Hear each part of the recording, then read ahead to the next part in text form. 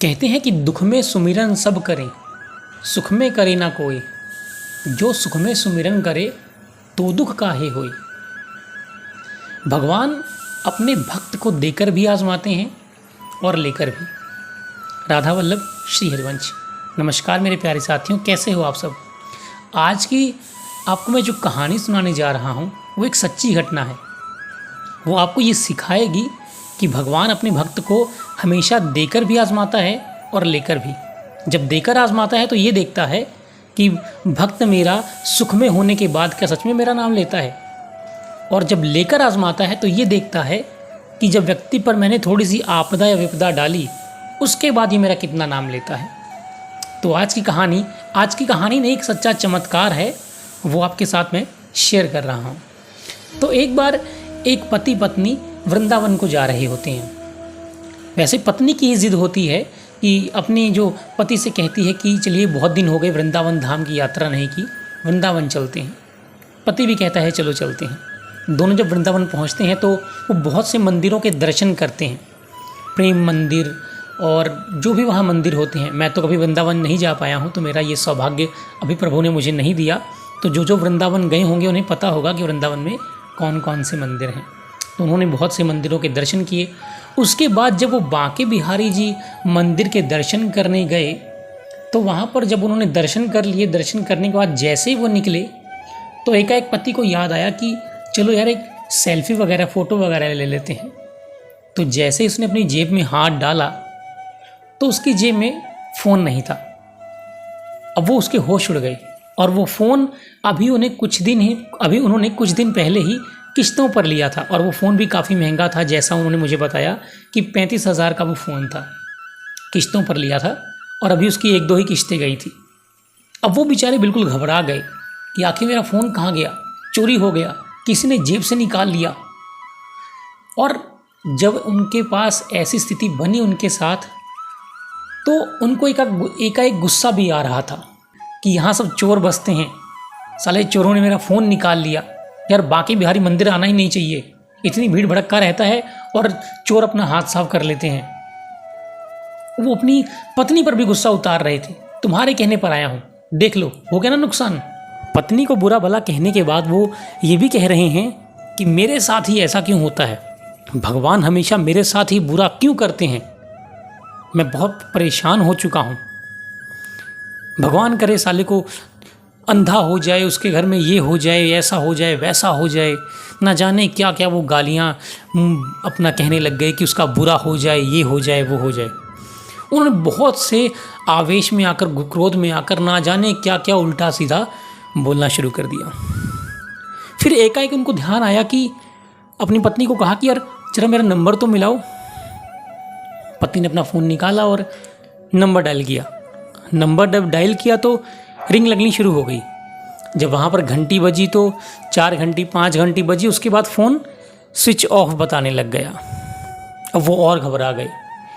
उनको लगा सच में किसी ने फ़ोन चोरी कर लिया है और फ़ोन मेरा अब ऑफ़ कर दिया। जब ऑफ़ हो गया तो और उल्टा सीधा बोलने लग गए, आज के बाद कभी वृंदावन नहीं आऊँगा, कभी नहीं आऊँगा वृंदावन, क्योंकि मेरा हमेशा भगवान ने मेरा बुरा ही किया है, कभी मेरे साथ अच्छा नहीं किया। आज के बाद कभी भगवान को नहीं पूजूंगा, वृंदावन नहीं जाऊंगा, ये वो ना जाने और क्या क्या बातें कहनी उन्होंने शुरू कर दी। तभी कुछ ही देर बीती थी कि पत्नी के फ़ोन में रिंग लगती है। उधर से एक सज्जन पुरुष बात करते हैं। वो कहते हैं कि आप कौन बोल रहे हैं। तो इन्होंने कहा कि आप कौन बोल रहे हैं। तो उन्होंने कहा कि जो सज्जन पुरुष थे उन्होंने कहा कि मैं वृंदावन से, इस दुकान से ऐसा सा व्यक्ति बोल रहा हूँ, और अभी आपके नंबर से इस फ़ोन पर एक फ़ोन आया था। तो उन्होंने कहा जी वो हमारा ही फ़ोन है। ओके, आपका फ़ोन है, आप इस दुकान पर आए थे अभी कुछ देर पहले, वहाँ पर आप खाना पीना खाकर गए हैं और भूल से आप अपना फ़ोन यहीं छोड़ गए थे। फ़ोन में बैटरी थोड़ी कम थी, तो जैसे ही रिंग लग रही थी मैंने पहले आपका नंबर नोट कर लिया और वो फ़ोन स्विच ऑफ हो गया। मेरे पास चार्जर नहीं है।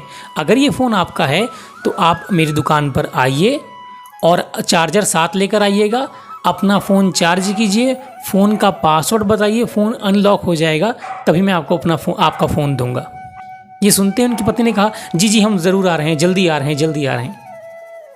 जब उन्होंने सुना तो दोनों चौंक भी गए और खुश भी हो गए कि फ़ोन मिल गया, फ़ोन मिल गया, अब फ़ोन कहीं चोरी नहीं हुआ है, फ़ोन मिल जाएगा। फिर वो फटाफट से अपने रूम पर गए, रूम पर से उन्होंने चार्जर उठाया, चार्जर उठाकर वो उस दुकान पर गए जहाँ पर दुकानदार ने बताया था।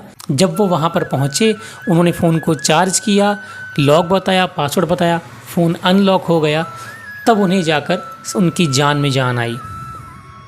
उन्होंने इस दुकानदार का बहुत बहुत शुक्रिया अदा किया, बहुत बहुत धन्यवाद उनका किया कि आपकी वजह से आज हमारा फ़ोन बच गया। वो कह रहे थे दुकानदार कि आपका फ़ोन यहाँ से चोरी हो जाता, वो तो मेरा ध्यान पड़ गया, वरना कोई ना कोई यहाँ से उठा कर ले जाता और फिर ये आपका फ़ोन कभी नहीं मिलता। वहाँ से जब वो दोनों पति पत्नी चलने लगे तो पत्नी ने कहा कि आपने बहुत भगवान को बुरा भला कहा है, ना जाने मुझे भी कितना कुछ कहा है, वृंदावन नहीं आऊँगा, भगवान मेरे साथ बुरा करते हैं, देख लो भगवान किसी के साथ बुरा नहीं करते। फिर उनके पति को उनके कहे पर शर्म आ रही थी, अपने किए पर पछतावा हो रहा था। फिर उन्होंने मन ही मन हाथ जोड़कर भगवान से माफ़ी मांगी कि हे प्रभु, मुझसे बहुत बड़ी गलती हो गई, मुझे ऐसा नहीं कहना चाहिए था, मुझे क्षमा कर दो प्रभु, मेरे से आज बहुत बड़ी भूल हो चुकी है। तो दोस्तों, यही था वो चमत्कार। देखो, भगवान हमेशा अपने भक्त का भला चाहते हैं। मंगल भवन अमंगल हारी, वो कभी किसी का अमंगल कर ही नहीं सकते, हमेशा सबका मंगल ही करते हैं। हाँ, वो कभी कभी आजमाते ज़रूर हैं कि भक्त मेरा कितना परिपक्व हो चुका है, इसका विश्वास मेरे पर कितना मजबूत हो चुका है। और जिसका विश्वास भगवान पर मजबूत हो जाता है ना, वो चाहे किसी भी स्थिति में हो, किसी भी परिस्थिति में, बुरी से बुरी परिस्थिति में पड़ जाए, वो कभी अपने भगवान का नाम लेना और उसका शुक्रिया अदा करना नहीं छोड़ता। और भगवान भी अपने भक्त को बुरी से बुरी परिस्थिति में निकाल कर ले आते हैं। वो कभी अपने भक्त को अकेला नहीं छोड़ते, फिर चाहे वो उनका नाम सिमरन कर रहा हो या ना कर रहा हो, वो अपने भक्त को हमेशा हर विपदा से बचा लेते हैं। तो दोस्तों, ये थी छोटी सी कहानी, छोटा सा चमत्कार। अगर आपको अच्छा लगा हो तो वीडियो को लाइक और शेयर ज़रूर कीजिएगा, ताकि किसी और के भी मन में भगवान के प्रति श्रद्धा जागृत हो और उसका विश्वास भी भगवान के प्रति और मजबूत हो जाए। तो अगर आपके पास भी ऐसा कोई चमत्कार है तो मुझे कमेंट सेक्शन में ज़रूर बताइएगा।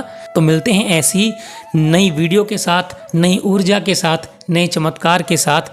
तब तक के लिए अपना ख्याल रखिए, अपनों का ख्याल रखिए, खुश रहिए, खुशियाँ बांटिए। जय श्री राधे।